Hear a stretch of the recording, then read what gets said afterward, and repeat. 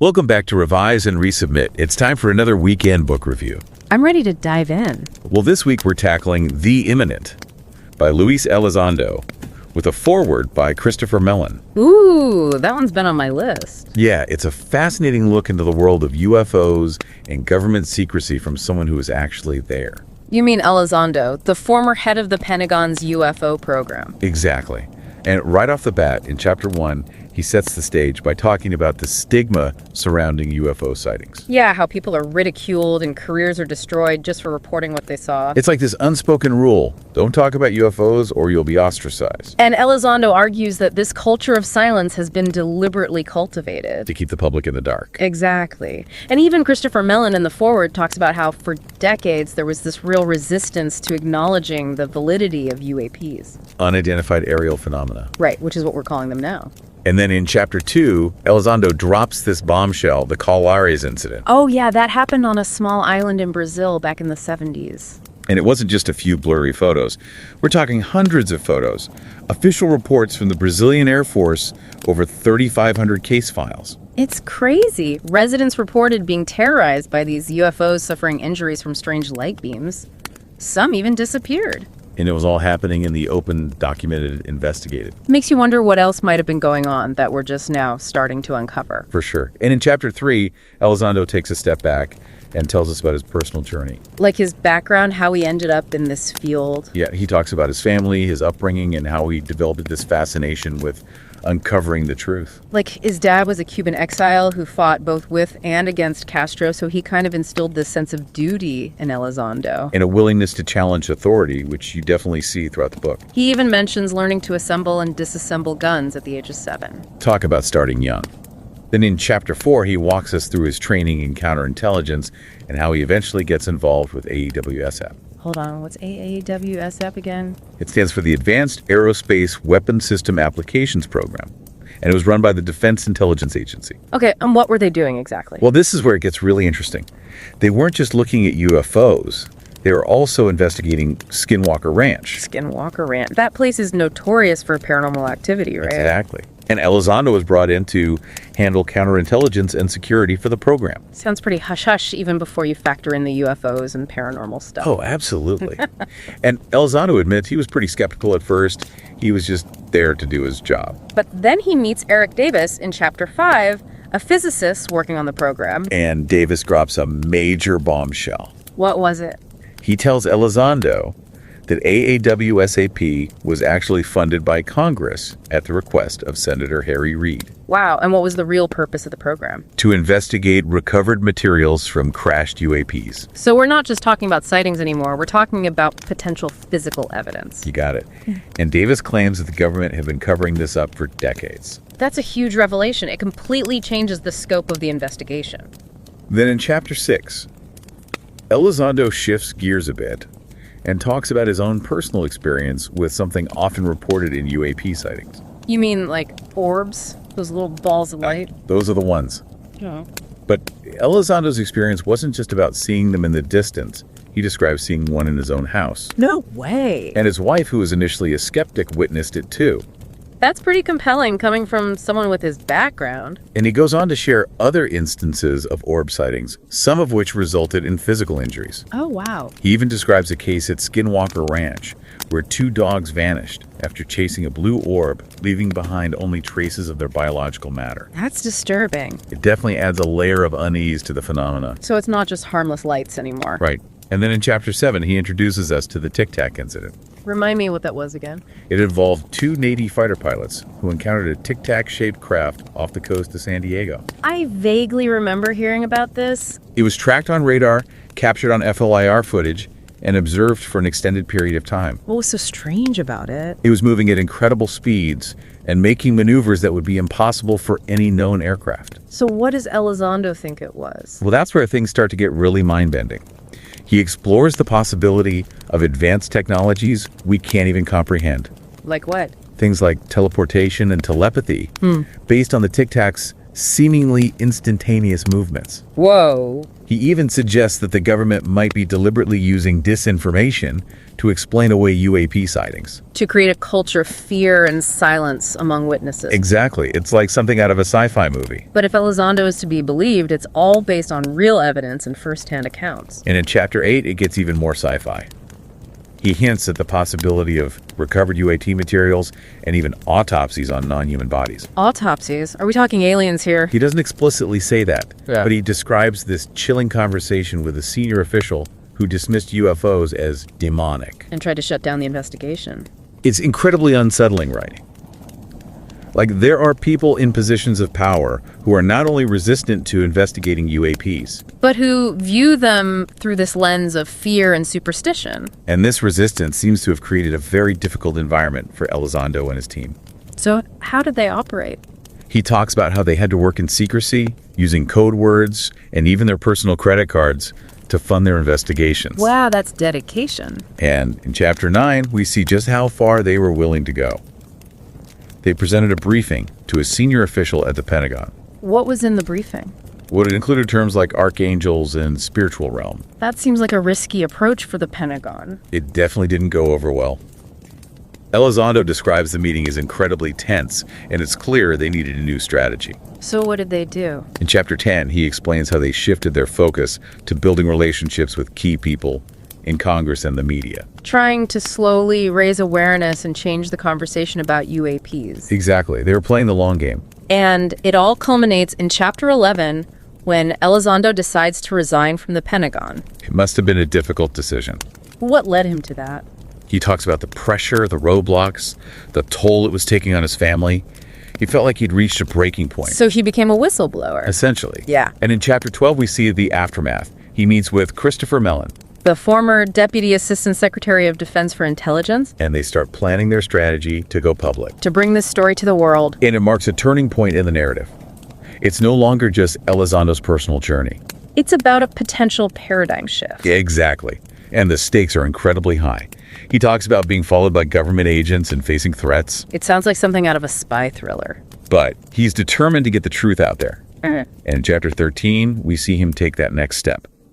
He meets with two reporters from the New York Times. The New York Times, that's a huge platform. It is. And their involvement instantly legitimizes the UAP issue in a way that nothing else could. So what happens next? Do they publish the story? We'll have to wait for Part 2 to find out. You're killing me.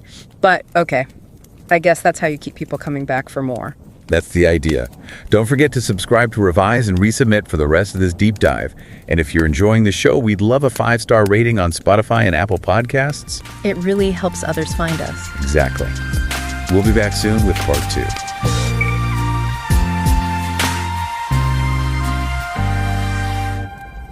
Welcome back to Revise and Resubmit for Part 2 of our weekend book review. We're picking up right where we left off with Elizondo about to blow the lid off this whole UFO thing to the New York Times. Talk about a cliffhanger. Yeah. So in Chapter 14, he walks us through that process, working with the reporters, carefully sharing information about AWSAP and the evidence he gathered. It must have been a tough balancing act. Oh, for sure. He had to make sure not to reveal anything classified while still making it a compelling story. Sounds risky. It was a gamble, for sure, but he felt like the risk was worth it. And it paid off big time. The New York Times published the article revealing AWSP and Elizondo's involvement. It was a bombshell. Suddenly, everyone was talking about UFOs. It went from a fringe topic to front page news. Exactly. And in Chapter 15, Elizondo describes the whirlwind that followed. He's thrust into the spotlight, doing interviews, appearing on TV. I can't imagine going from working in the shadows to being a public figure overnight. It must have been overwhelming. But he used his platform to keep pushing for transparency and further investigation. He became a voice for those who had been silenced. Exactly. And in Chapter 16, he takes it to the next level. He starts lobbying Congress, meeting with lawmakers, urging them to take UAPs seriously. Using his counterintelligence skills to navigate the world of politics. It was definitely a delicate dance, trying to persuade these powerful people without revealing classified information. And did it work? Well, in Chapter 17, he describes how his efforts led to a major victory, the inclusion of language about UAPs in the 2020 Intelligence Authorization Act. So Congress was finally acknowledging the issue. It was a huge step forward. Yeah. And it all stemmed from Elizondo's decision to go public. He really put everything on the line to make this happen. He did. And it's not just about government transparency. In Chapter 18, he talks about meeting with other UAP witnesses, some of whom had been silent for decades. I bet that was incredibly validating. It was. He realized he wasn't alone, that there were others out there who'd seen things they couldn't explain. Makes you wonder how many more are out there. Right. And it fueled his determination to keep fighting for disclosure. So what did he do next? He teamed up with Tom DeLonge. Wait, Tom DeLonge from Blink-182? Yep. He'd been publicly interested in UFOs for years and saw this as an opportunity to bring the issue to a wider audience. So they joined forces with To the Stars Academy. To raise public awareness and fund further research. What an interesting partnership. It was. And in Chapter 19, their efforts lead to another major development. The release of the Pentagon's UAP report in 2021. That was a huge deal. It was a landmark event. Yeah. For the first time, the U.S. government officially acknowledged UAPs and admitted they didn't know what they were. The world was shocked. Everyone was talking about UFOs again. And in Chapter 20, Elizondo describes the intense media attention he received after the report. He was suddenly the go-to expert. Yeah, thrust into a role he hadn't necessarily sought out. But he used it to educate the public and challenge the government's narrative. So he went from being this behind-the-scenes investigator to a leading voice in the UAP discussion. Quite the journey. But it doesn't stop there. In Chapter 21, Elizondo starts to delve into his theories about UAPs. And this is where things get really interesting. You remember that equation we mentioned earlier? The one developed by physicist Hal Puthoff? The one that supposedly explains how UAPs might be manipulating space-time? That's the one. Well, in Chapter 22, Elizondo breaks it down, explaining how it suggests that UAPs could be creating warp bubbles around themselves. Essentially distorting the fabric of space-time.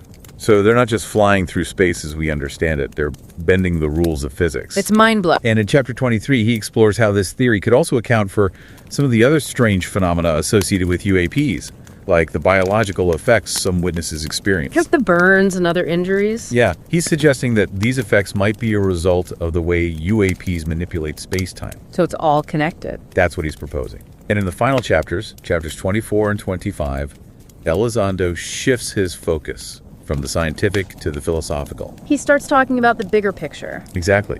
He talks about the implications of UAPs for humanity, what it means to be human in a world where we may not be alone. Those are some deep questions. They are. And he argues that we need to start having a serious conversation about UAPs, not just dismissing them as science fiction. We need to be more open-minded. He's calling for a new era of openness and collaboration where we work together to understand these phenomena and prepare for the future. Because the truth is out there. And it might just change everything.